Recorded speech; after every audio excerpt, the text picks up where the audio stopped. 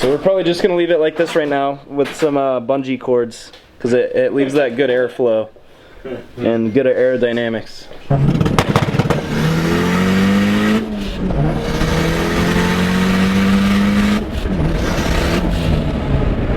Alright, hey Fearless Mods fans, today I already know what's happening because I'm coming at you from the future.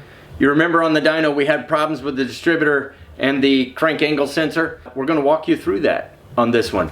We're going to show you what we did to go ahead and get that distributor up and working, and kind of a little bit of the internals of that distributor so you can see the CAS and the sensor and all of that good stuff. We're going to show you how we can get a hood back on this car to protect it from the elements, and we're going to get the car out and do some pulls.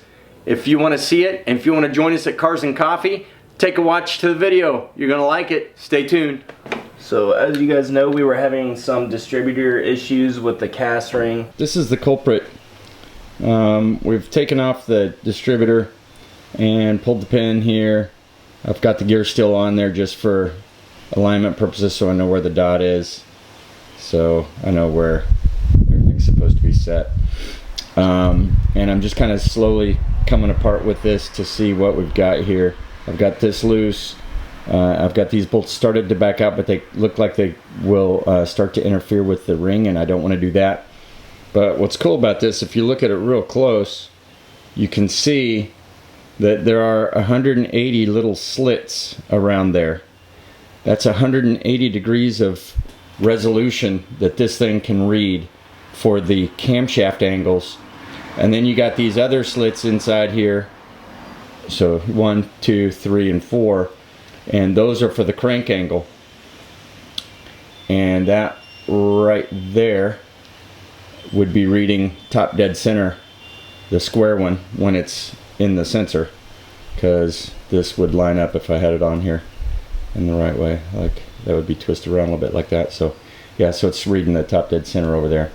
I tried to switch out the gears on our distributors because one of them was bad but the other one was good, but I ended up bending all the gears and screwing it up. So Riley's going to go to a pick and pull and see if he can grab one off of an Altima, and we're going to see if it's the same. What I think I'm going to do is go ahead and just kind of look at this gear a little bit and kind of try to clean up a little bit of the teeth with a file and see how bad. This is the better of the two, and see how, if we can make that workable. So here's all the pieces taken apart in case we need to use this. So here's the ring I was showing you. That's just the cover that goes over the whole thing. Just had to take the bolt out of the middle, and that allowed us to pull this off the top of there, slide this out from in here, and then pull the bottom one off. These 3 screws and the whole unit just comes out.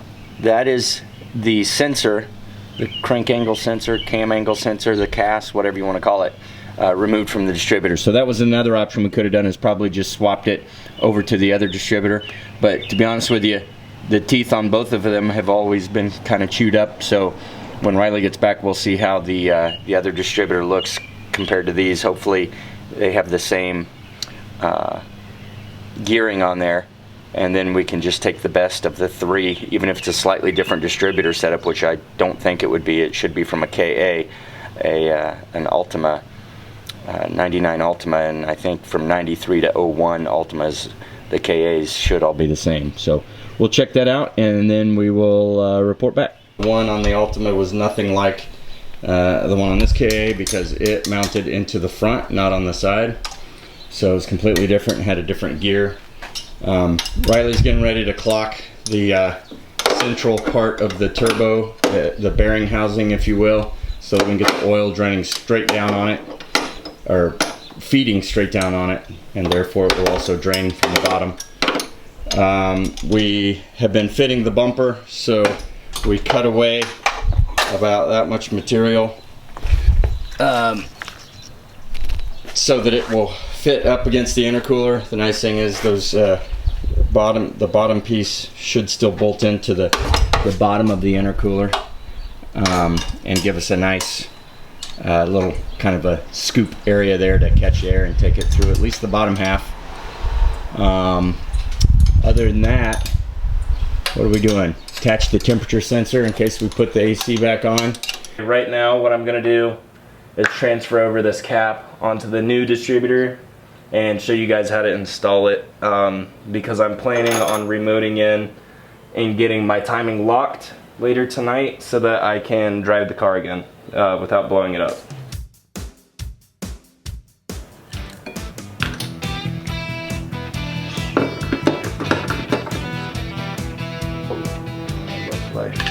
Of putting the cap from the old distributor onto the new one.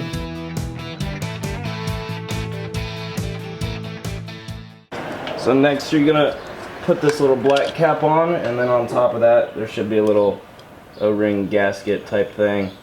And then of course next you put on the rotor. So whenever you go to put in your distributor, a lot of people say you line up this dot with the little line there, but actually you want to line up the pin, because whenever you put it in, you can see the teeth are going to rotate the gear into place. So line it up with the pin, and then as you're going in, you're going to want the top bolt, the middle of the top bolt lined up right in the middle of the top slot here, whatever. And you may have to wiggle it back and forth a little bit to get it to slide in. It's completely normal.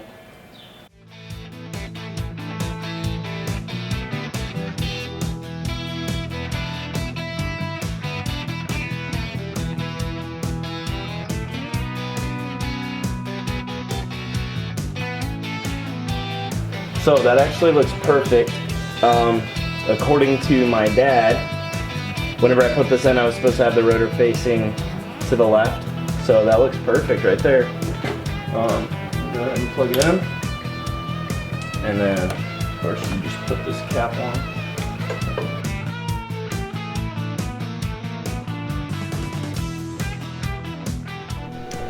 Alrighty, so it's a new day. We got the battery on the charger there. Looks like it's holding the charge pretty well.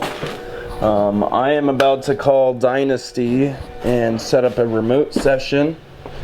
Got my laptop over there charging, plugged into the Haltech.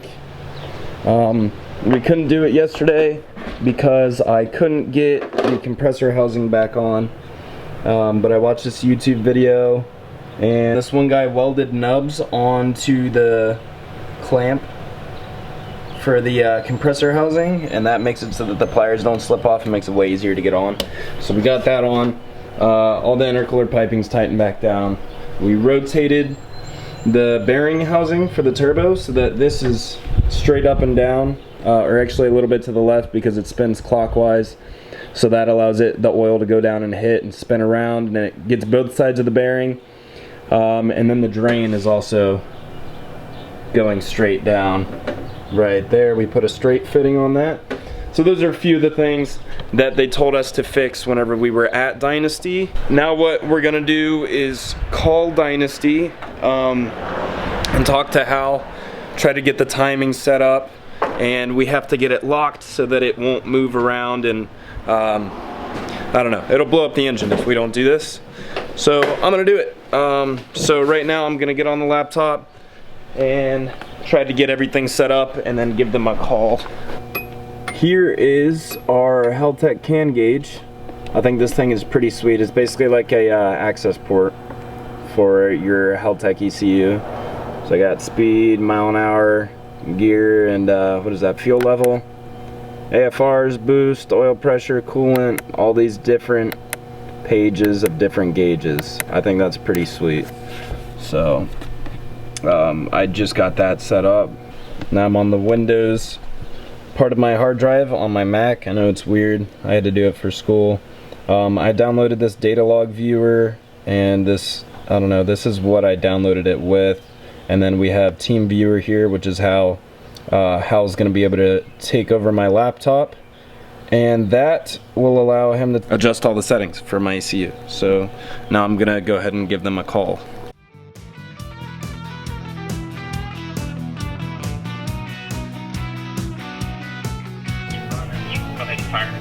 Alright.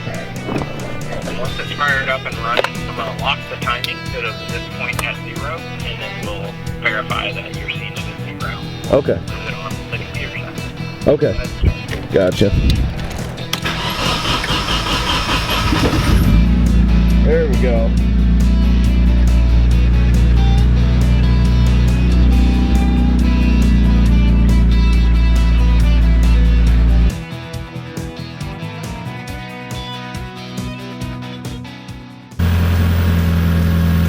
Yeah, it's at 0.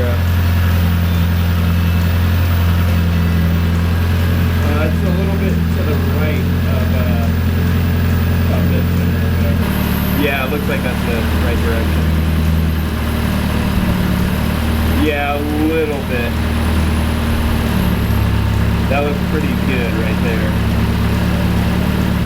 Yeah, I'm looking at it from the right angle, and it looks pretty good right there. It looks pretty dead on.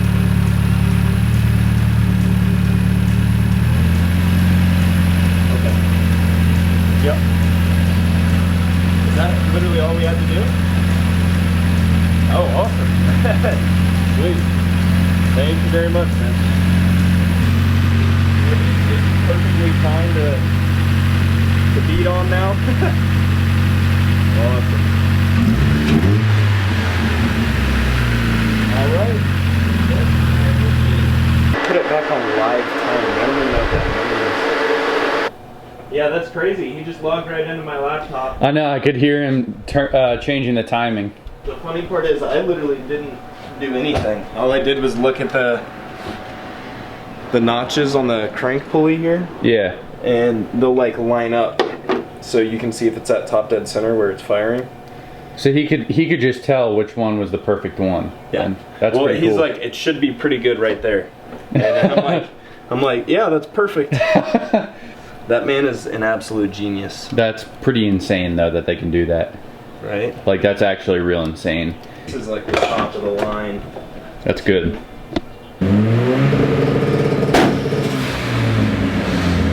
Really, I just need to bolt that back on. My dad wanted to put the hood on, but I want to drive it around a little bit before that. Wait, how are you gonna get it to stay down? What do you mean? The hood, he was just gonna take the green one and cut this hole. And bolt it on.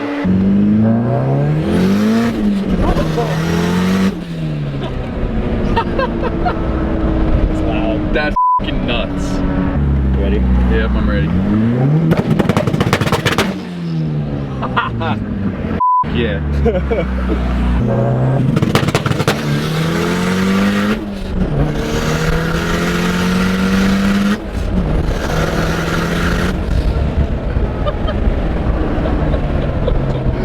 That's fucking quick. That's f***ing nuts.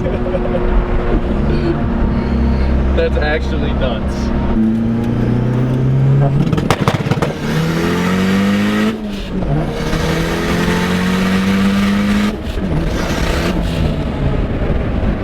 I'm not gonna scare people like that. They give her a heart attack, bro.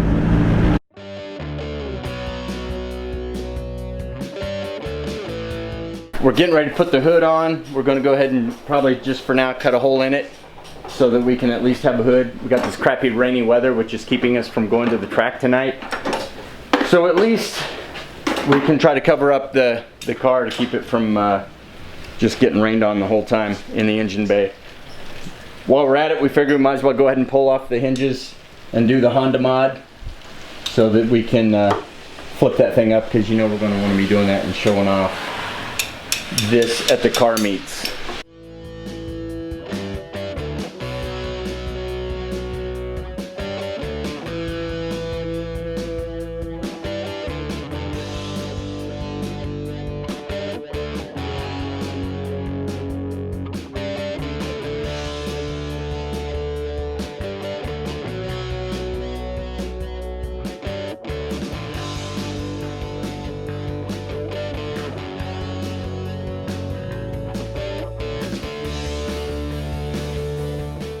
So, oh, we getting some marking done here.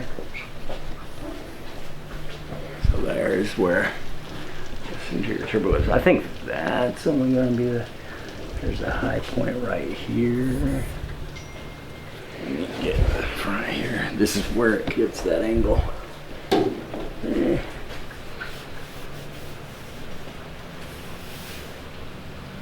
So that's essentially So if we can go along this line here. But when we do the hump, it'll go like, you know, this. What I'm hoping is we can save some of the skeletal structure from the other hood. It won't line up perfectly, but we should be able to. Yeah, just keep it so it's strong. Yeah. All this stuff. Just to link it in so it maintains the rigidity. You gotta talk about the other hood. Have you talked about that at all? I have not talked about the other hood yet. So this is a hood from an Eagle Talon. I had remembered that they often have this hump in here for the turbo on them. And so the idea is to where this fans out, so it'd be pretty wide, but we'll come out into here and here, up here above and below. And right now we're just cutting it so we can close the hood on it and keep some of the rain off.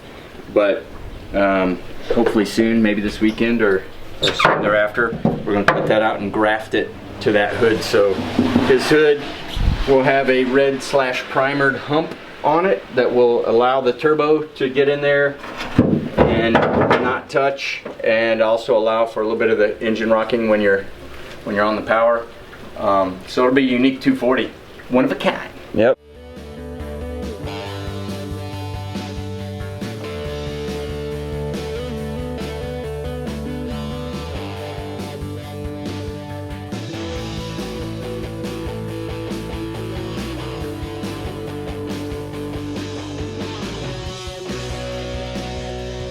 There's my plan. So it's literally a wiener. Sign it. Put your signature on it.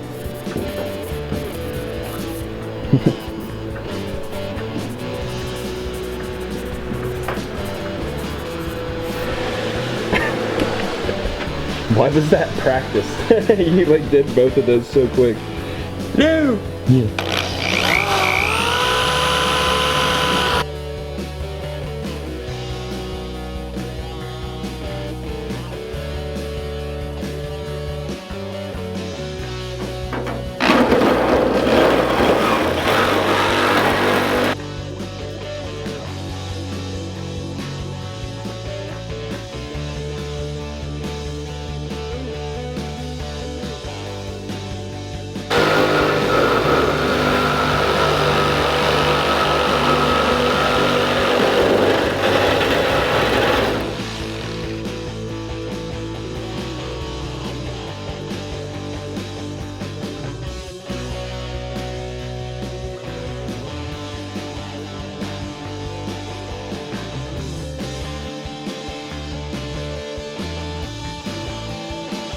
This is a kid's program.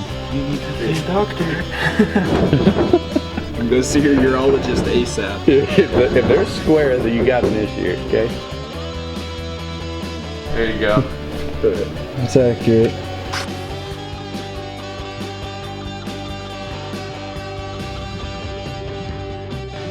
We'll just lay it on. So now You have to lower your hinge and grab that socket. There you go. Did you lower your hinge? Yeah.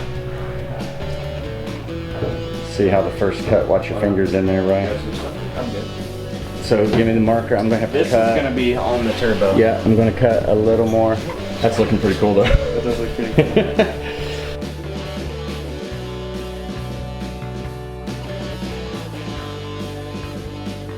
These are temporary plug for the idle air control valve, IACV. What, it just stays open, it doesn't close, right? Or something, yeah. Something like that. So we have another one on the other intake in that box, This but may not go. we don't know if it works. So here's our solution for now until we get the hump installed. Cut a nice little hole that kind of follows the trail of the turbo there. It's kind of cool. A little cutout there for the oil line. A little room for everything to rise up as he gives it the gas.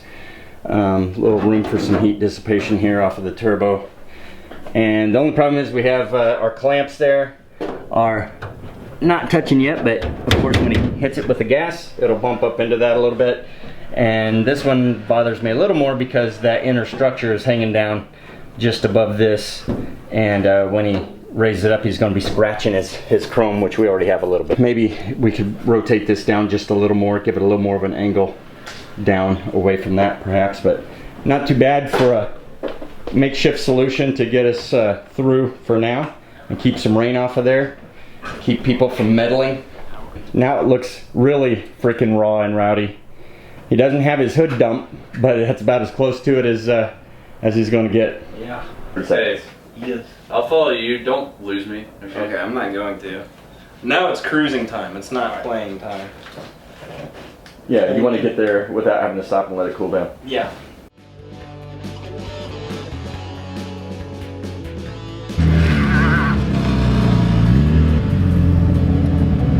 See ya.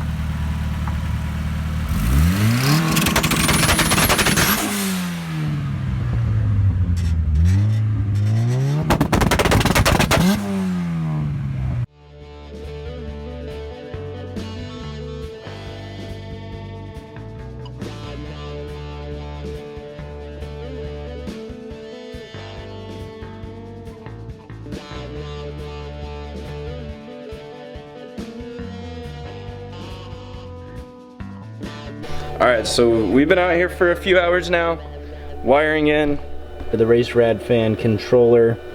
That little screw in there, if it will focus, yeah, right there, it focused for a second, is the most touchy, finicky screw to adjusting the temperature ever. We've tried for like an hour and a half, letting it cool down, letting the fan shut off, and then warming it up and trying to adjust as we go to get it to shut off at the right temperature, and we haven't really been able to get it. We also just ran to AutoZone, picked up a 170 degree thermostat, and we got some heat shrink connectors for wiring in the fan controller. So it has been a long day. Started out with cars and coffee. That was really fun, but the car kept overheating. So I just replaced the thermostat. I went from a 180 with 4 tiny holes drilled in it to a 170 with 6 bigger holes drilled in it. So fingers crossed, that lets us run at a lower operating temperature. And in accordance with that, we wired in the Mishimoto, what is it, the fan control module, something like that.